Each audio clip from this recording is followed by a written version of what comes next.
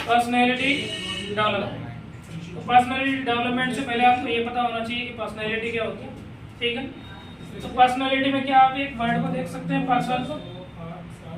Person का मतलब व्यक्ति। तो अगर जितने टाइप के पर्सन होंगे उतने टाइप की पर्सनैलिटीज पॉसिबल है, ठीक है। पर्सन से जब हम थोड़ा आगे बढ़ेंगे तो क्या बनेगा, पर्सनल। पर्सनल का मतलब क्या, व्यक्तिगत। किसी भी एक स्पेसिफिक पर्सन के बारे में जो बातें या जो प्रॉपर्टी, जो एट्रीब्यूट, जो गुण उसके अंदर है, उनके बारे में जब हम बात करेंगे तो उनको बोलेंगे they are the personal attributes for a personality. क्योंकि पर्सनल आइटम्स बन के ही आपकी पूरी पर्सनैलिटी का एक पूरा हिस्सा बनता है, ठीक है। पर्सनैलिटी की जब हम बात करते हैं तो पर्सनैलिटी को हम बेसिकली दो डिफरेंट हिस्सों में बांट लेते हैं। पर्सनैलिटी के दो मेन पार्ट होते हैं, विजिबल पर्सनैलिटी और इनविजिबल पर्सनैलिटी। पर्सनैलिटी का वो हिस्सा जो सबको दिखाई दे रहा है, जो कोई भी देख सकता है, ऑब्जर्व कर सकता है, उसको तो क्या, visible part of the personality. और पर्सनैलिटी का वो हिस्सा जो विजिबल नहीं है, उसको क्या बोलेंगे, invisible part of the personality, ठीक है। तो सबसे पहले हम पर्सनैलिटी को दो डिफरेंट पार्ट्स में डिवाइड कर देंगे कि विजिबल बढ़ाना पड़ता है एट्रीब्यूट्स, बनती नहीं है, ठीक है। उसके अलावा इनविजिबल। अगर हम विजिबल एट्रीब्यूट्स की बात करें पर्सनैलिटी में, तो विजिबल एट्रीब्यूट्स में क्या क्या शामिल होते हैं, तो सबसे पहला तो शामिल होता है कि आपका अपीयरेंस। हम अधिकतर लोगों को जज इसी बात पे करते हैं, तो कोई किस तरह का अपीयरेंस है, कपड़े कैसे पहने, कोई व्यक्ति दिखता कैसे है, हेयर स्टाइल कैसी, ठीक है, वॉच कौन सी पहनी, ये सब पार्ट है किसके, अपीयरेंस, जो कि सिर्फ पर्सनैलिटी का एक छोटा सा हिस्सा है। केवल उस बेसिस पे किसी की पर्सनैलिटी को जज करना पूरी तरह से जस्टिफाई नहीं, ठीक है। और भी इसके पार्ट्स होते हैं, जैसे कि आपकी जो लैंग्वेज होती है, क्या वो आपकी पर्सनैलिटी का पार्ट होता है, बिल्कुल होता है। तो अब तक आपके दिमाग में जो ये चीज बैठी हुई है कि कोई कैसे दिखता है, कैसे कपड़े पहनते हैं, अगर यही पूरी पर्सनैलिटी है तो नहीं, वो सिर्फ एक छोटा सा हिस्सा है पर्सनैलिटी का। आपकी लैंग्वेज भी आपकी पर्सनैलिटी का एक हिस्सा होता है। लैंग्वेज की यदि हम बात करें तो जो प्रोमिनेंट है इंडिया में, तो मेनली दो ही लैंग्वेजेस प्रोमिनेंट है, एक तो हिंदी जो मोस्ट ऑफ द इंडिया बोलता है, उसके अलावा इंग्लिश, जिसको अगर हम कहें तो राजभाषा। जितने भी डॉक्यूमेंट्स वगैरह बनते हैं इंग्लिश में अवेलेबल होते हैं। वैसे करंट टाइम में गवर्नमेंट ये प्लान कर दी है कि कम से कम 10 से 12 भाषाओं में हर चीज को ट्रांसलेट किया जाए और हर पब्लिक के लिए अवेलेबल हो जाए। इनके अलावा जो लैंग्वेजेस होती है वो काफी ज्यादा पॉपुलर है नहीं। हाँ, साउथ इंडिया की अगर हम बात करें तो साउथ इंडिया में ना तो हिंदी ज्यादा बोली जाती है, ना ही और कोई मतलब नॉर्थ इंडिया की कोई लैंग्वेज। वहाँ मेनली क्या बोली जाती है, कन्नड़, तेलुगु, मलयालम, ये सब लैंग्वेजेस बोली जाती है, ठीक है ना। और वो उन्हीं की लैंग्वेजेस में ज्यादा बेटर फील करते बोलने में, ठीक है ना। हिंदी वो ज्यादा प्रोनाउंस करते नहीं। अब यही एक बड़ी वजह भी है कि इंडिया की कोई एक अगर कहे कि राष्ट्रभाषा, तो हमारे देश की कोई राष्ट्रभाषा है। हर देश की एक राष्ट्रभाषा होती है लेकिन भारत की नहीं है। प्रॉब्लम क्या है, प्रॉब्लम ये है कि पूरे देश में सभी लोग ऐसे नहीं है जो एक ही भाषा को बोलना चाहते हैं। हमारे यहाँ तो भाषा के आधार पर राज्य बन जाते हैं। आंध्र प्रदेश केवल लैंग्वेज के आधार पर बना था, लेकिन उसको पूरी तरह से लैंग्वेज में बेस्ट नहीं किया गया। थोड़ा ये देखा गया कि लैंग्वेज की वजह से लोग एक अलग पूरा ग्रुप बना दिया जाए ताकि वो अपने डेवलपमेंट के बारे में सोच सके। क्योंकि लोगों की बात होती थी कि जब हम कन्नड़ बोलते हैं तो हमारी लैंग्वेज को भी डेवलप होगी ही नहीं, और जो हिंदी बोलने वाले लोग हैं उनकी बातें हमें नहीं समझ में आती, हमारी बातें उनको समझ में नहीं आती। तो दरअसल एडमिनिस्ट्रेटिव पर्पज की वजह से उनको एक अलग स्टेट बनाया गया था कि चलो वो उनका अपना अलग एडमिनिस्ट्रेशन कर सकते हैं और उनकी पब्लिक को ज्यादा बेटर तरीके से हैंडल कर सकते हैं, ठीक है। महाराष्ट्र बना था वो भी इसीलिए बना था क्योंकि मराठा स्पीकिंग लोग बहुत ज्यादा थे वहाँ, ठीक है। तो इंग्लिश का डोमिनेंस आपकी पूरी की पूरी पर्सनैलिटी पे काफी ज्यादा होता है, ठीक है। और हाँ, इंग्लिश मैं ये नहीं कह सकता कि इंग्लिश ज्यादा बेटर है, लेकिन मैं ये कह सकता हूँ इंग्लिश की डिमांड करंट टाइम में अगर मैं देखूं तो अगर एक सेम पर्सन जो सेम स्किल सेट के साथ जाता है, सपोज किसी को वेब डिजाइनिंग आती है या फिर और कोई लैंग्वेज जैसे कि बेसिक कंप्यूटर कोर्स आता है, कोई एक जॉब निकली कंप्यूटर ऑपरेटर की, अगर दो लोगों का इंटरव्यू होता है, एक का हिंदी में और एक का इंग्लिश में हो रहा है, तो ज्यादा संभावना ये है कि इंग्लिश वाले को सेलेक्ट किया जाए और सैलरी में भी आपको बहुत अच्छा अंतर देखने को मिल सकता है। ठीक है ना। अब वो अच्छा पेमेंट क्यों देती है? क्योंकि कंपनियां मानती है कि उनको एक अपना एक स्टेटस मेंटेन करना है, ठीक। तो English is not just a language, this is a status in the current society. अगर आप कोई भी बात अपनी एक्सप्लेन करना चाहते हैं लोगों के सामने, हिंदी में कहें, सेम बात को इंग्लिश में भी कहें, तो ऐसा देखा गया है कि इंग्लिश में जो आप कहे जाते हैं उसकी वैलिडिटी थोड़ी ज़्यादा मानी जाती है कि ये सही कह रहा होगा, ठीक है। तो लैंग्वेज पे थोड़ा फोकस करना चाहिए, इंग्लिश पे थोड़ा ध्यान दीजिए, थोड़ी इंप्रूव किया जाए, ठीक है। तो आपकी लैंग्वेज आपकी पर्सनैलिटी का एक हिस्सा है। लैंग्वेज के अलावा एक्सेंट, एक्सेंट को अगर मैं कहूँ हिंदी में तो इसको बोलूंगा मैं बोली। हिंदी एक भाषा है, लेकिन अलग अलग राज्य में हिंदी बोलने का जो तरीका है उसको हम क्या बोल सकते हैं? बोली। सेम हिंदी की भाषा को एमपी में किसी और तरीके से बोला जाता है, मतलब बोलने का जो तरीका होता है, एक्सेंट होता है, ठीक है ना। हरियाणा के जो लोग बोलते हैं हिंदी, उनका एक अलग ही अंदाज होता है, पंजाब का अलग अंदाज, राजस्थान का अलग अंदाज। तो कहने का मतलब लैंग्वेज तो एक ही हिंदी है, लेकिन उसके एक्सेंट अलग अलग हो गए, ठीक है ना। हरियाणा का अगर देखें तो हरियाणा का एक्सेंट थोड़ा खड़ी बोली जैसा है, ठीक है ना। अब उसके पीछे बहुत बड़े रीजन भी है, हमें लगता है वो लोग थोड़े खड़ूस है, मैं ये नहीं कह रहा, सब ठीक है। अब हरियाणा के लोगों की खड़ी लैंग्वेज होने के पीछे के काफी बड़े बड़े रीजन है। पहला तो ये कि अगर हम कुछ साल पहले चले जाएं, लगभग 1000 साल पहले, तो राजा महाराजाओं का काल हुआ करता था। अब राजा महाराजा वैसे तो अपनी आर्मी मेंटेन करते थे, सैनिक मेंटेन करते थे, लेकिन जहां युद्ध हो जाता था वहां कोशिश करते थे अगर और भी कहीं से सैनिक अवेलेबल हो जाते हैं तो बेहतर है, युद्ध जीतने के चांसेस ज्यादा होते हैं। तो उस टाइम पे काफी सारे युद्ध कहाँ पे हुए? जो आज करंट में हरियाणा है उस लैंड पर काफी युद्ध हुए, ठीक है ना। तो वहां पे उनको क्या चाहिए होते थे? सैनिक, तो वहीं से अवेलेबल करवा लेते थे। तो वहां के लोगों के लिए ये एक रोजगार हो गया था सैनिक बनना। तो उसकी वजह से उनकी हाइट भी देखोगे तो वहां लगभग हर कोई लगभग 6 फुट के आसपास का रहता, ठीक है ना। और आवाज तेज इसलिए क्योंकि युद्ध में युद्ध हो रहा है, आवाजें पहले से काफी हो रही है, कोई व्यक्ति धीरे बोलेगा तो कुछ सुनाई देगा नहीं, इसलिए आवाज को थोड़ा तेज रखना जरूरी था। और वही युद्ध वाली फीलिंग वाली आवाज उनकी आज तक मेंटेन हो रही, ठीक है ना।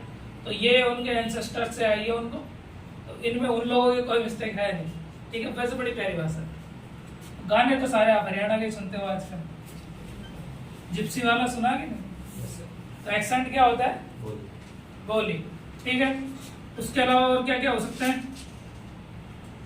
अगर इनविजिबल वाले पार्ट में हम देखें, इनविजिबल पार्ट में मेन क्या होते हैं? वैसे इसमें और भी होते हैं, लेकिन वो छोटे पार्ट है, ठीक है।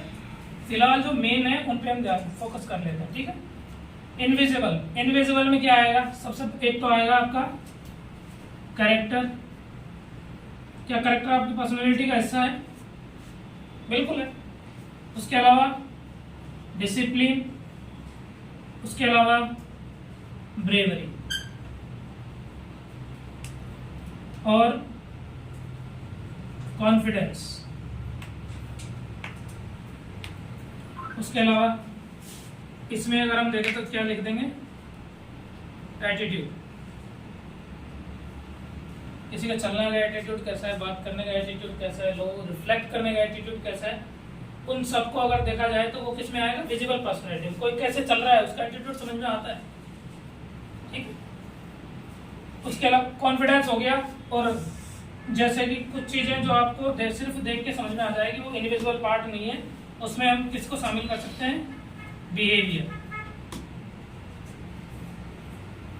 कि आप लोगों के साथ किस तरह से बिहेव करते हैं। स्टार्ट करें, ठीक है। तो बिहेवियर आपकी पर्सनालिटी का क्या है? हिस्सा है। तो अगर कभी रेस्टोरेंट में जाओ तो किसी को बुलाना हो तो बड़े मतलब एक्सक्यूज में करके बुलाइए, ऐसे करके किसी को भी नहीं बुलाना, ठीक है। जो कोई भी जॉब करता है, जो भी छोटी बड़ी, सब रिस्पेक्टेबल है, ठीक।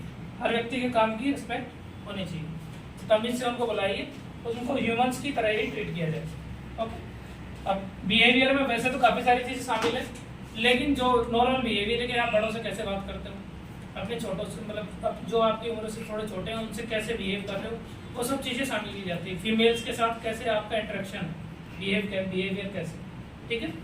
उन सबको इसमें क्या किया जाता है? देखा जाता है। अच्छा, करेक्टर का क्या मतलब होता है? क्या होता है? हिंदी में चरित्र, इंग्लिश में करेक्टर, लेकिन आखिरकार चीज क्या है? अगर मैं कहूँ कुछ हमारे जो ग्रेट लीडर्स हैं, महात्मा गांधी और स्वामी विवेकानंद, और राजा राम मोहन राय और भगत सिंह। अपने आप में इनका कैरेक्टर क्या हमारे लिए एग्जाम्पल है। कैरेक्टर का सीधा सा मतलब ये होता है कि हर सोसाइटी के एक सोशल रूल्स होते हैं, ठीक है ना। हम ये मान सकते हैं हॉब्स और दो और लोगों ने मिलकर एक थ्योरी दी थी कि जब समाज बना होगा तो समाज में सब लोग एक साथ मिलने आए होंगे, एक साथ रहने लगे होंगे।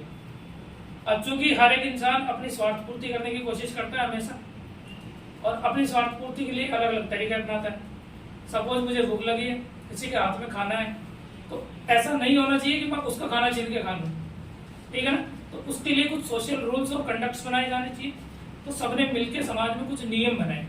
यदि आप उन सामाजिक नियमों का पालन कर रहे हो तो इसका मतलब आपका कैरेक्टर बेहतर है।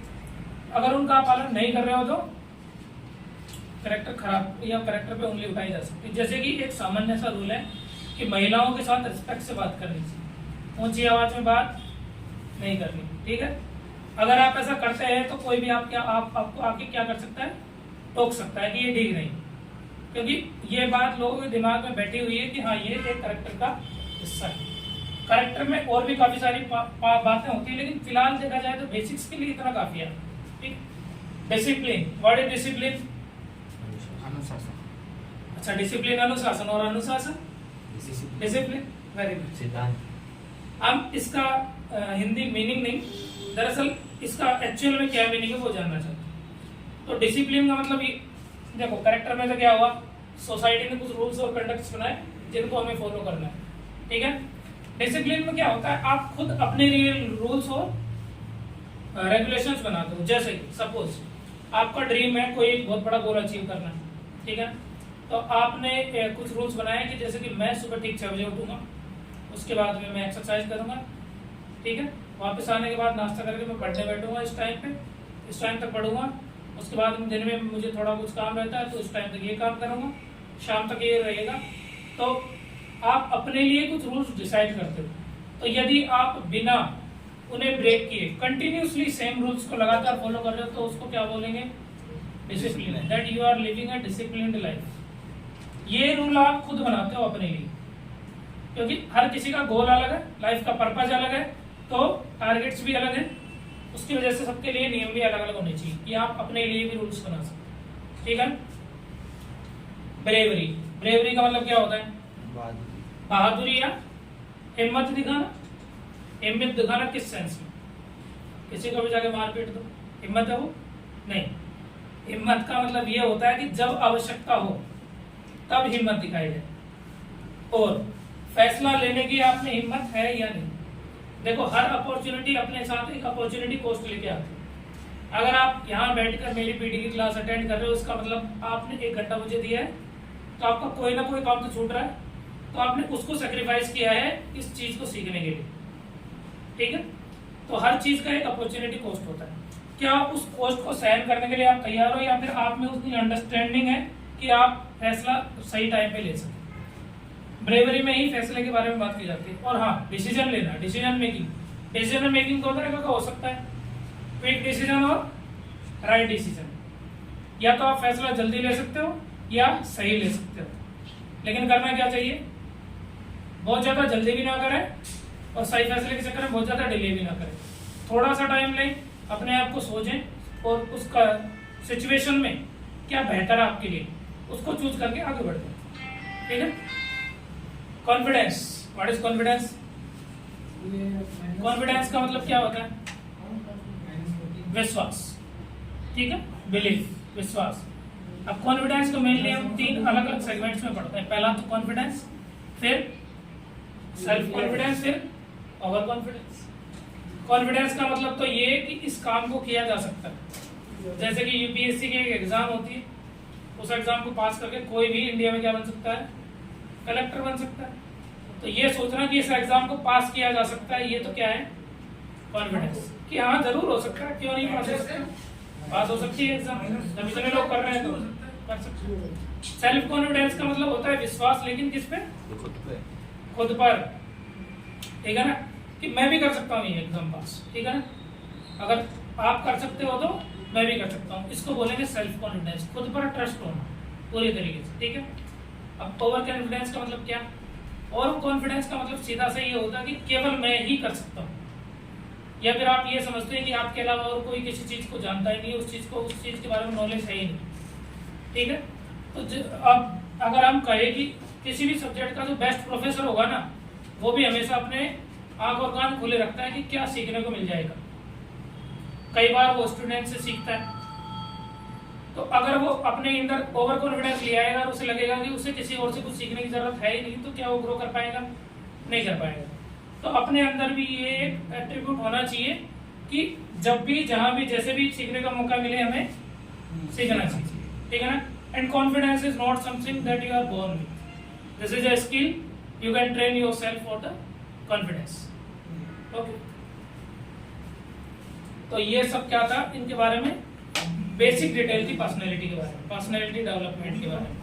तो अगर पर्सनैलिटी हम इनको कहते हैं, तो अगर इन्हीं को हम ग्रो कर लें, इन्हीं को डेवलप कर लिया जाए, तो क्या पर्सनैलिटी डेवलप हो जाएगी? वही मतलब निकलेगा पर्सनैलिटी डेवलपमेंट का। तो हम इन्हीं के बारे में एक एक क्लास में डिटेल में क्या करेंगे, समझेंगे, पढ़ेंगे। रीजन, जैसे कॉन्फिडेंस है, कॉन्फिडेंस क्यों नहीं है, अगर हमें रीजन पता होंगे कि कॉन्फिडेंस क्यों नहीं है, तभी तो उस पर ये देख पाएंगे कि कॉन्फिडेंस को बढ़ाना कैसे, उसके बाद में कॉन्फिडेंस को बढ़ाने के तरीके देख सकते हैं। ठीक है, तो ये आपकी बेसिक क्लास।